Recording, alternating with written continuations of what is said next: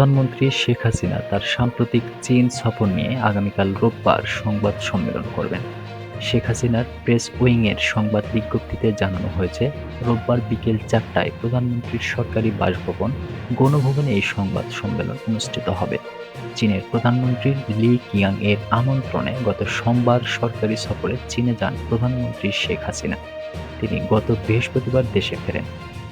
বেইজিংয়ে অবস্থানকালে বাংলাদেশের প্রধানমন্ত্রী শেখ হাসিনা চীনের প্রেসিডেন্ট শি জিনপিং এর সঙ্গে বৈঠক করেন। তিনি চীনের প্রধানমন্ত্রী লি কিয়াং এর সঙ্গেও দ্বিপক্ষীয় বৈঠকে অংশ নেন। শেখ হাসিনার সফরকালে বাংলাদেশ ও চীন ২১টি সহযোগিতার নথিতে সই ও নবায়ন করেছে। এসবের বেশিরভাগই সমঝোতা স্মারক। আপিল বিভাগের রায়ের আগে সরকার কোটা পরিবর্ধন পরিমার্জন নিয়ে কিছু করবে না বলে জানিয়েছেন আওয়ামী লীগের সাধারণ সম্পাদক ওবায়দুল কাদের। তিনি বলেন, সরকারি চাকরিতে কোটার বিষয়টি বিচারাধীন বিষয়। আইনের বাইরে যাওয়ার সুযোগ নেই। আইন তার নিজস্ব গতিতে চলবে।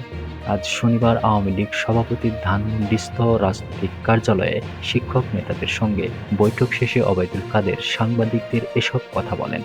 সড়ক পরিবহন ও সেতুমন্ত্রী ওবায়দুল কাদের বলেছেন, কোটা বিরোধী আন্দোলনকারীদের অনেক দাবি ও বক্তব্য সংবিধানের রাষ্ট্র পরিচালনার মূলনীতির বিরোধী।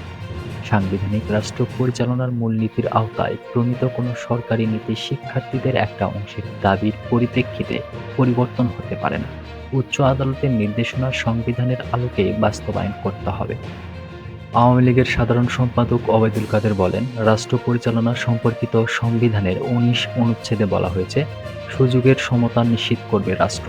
অথচ গত কয়েক বছরে কোটা না থাকায় সরকারি চাকরিতে মেয়েদের অন্তর্ভুক্তি হতাশাজনকভাবে কমে গেছে। পুলিশে মাত্র ৪ জন নারী কর্মকর্তা নিয়োগ পেয়েছেন। পররাষ্ট্র ক্যাডারে পেয়েছেন ২ জন। ৫০টি জেলার নারীরা ক্যাডার পাননি। ২৩ জেলা থেকে কেউ পুলিশ ক্যাডার পায়নি। শিক্ষার্থীদের আবেগকে পুঁজি করে একটি কুচক্রী মহল রাষ্ট্রকে অস্থির করার ষড়যন্ত্র করছে বলে উল্লেখ করেন ওবায়দুল কাদের। তিনি বলেন, রাজনৈতিক আন্দোলনে ব্যর্থ এই শক্তি ২০১৮ সালে কোটা আন্দোলনে ভর করেছিল। সড়ক নিয়ে যে আন্দোলন, তাতেও ভর করেছিল। দেশের ইতিহাস, মুক্তিযুদ্ধের মূল্যবোধের প্রতি শিক্ষার্থীদের বিরূপ মনোভাব সৃষ্টির পায়তারা করছে। তারুণ্যের শক্তির উপর আমরা আস্থা রাখতে চাই। কোটা বিরোধী আন্দোলনকারীদের সঙ্গে বৈঠক এবং শিক্ষার্থীরা জনদুর্ভোগ সৃষ্টি করলে সরকার কী ব্যবস্থা নেবে, এমন প্রশ্নের জবাবে ওবায়দুল কাদের বলেন, বিচারাধীন বিষয়, আইনের বাইরে যাওয়ার সুযোগ নেই। আইন তার নিজস্ব গতিতে চলবে। আপিল বিভাগের রায়ের আগে সরকার কোটা পরিবর্ধন বা পরিমার্জন নিয়ে কিছু করবে না।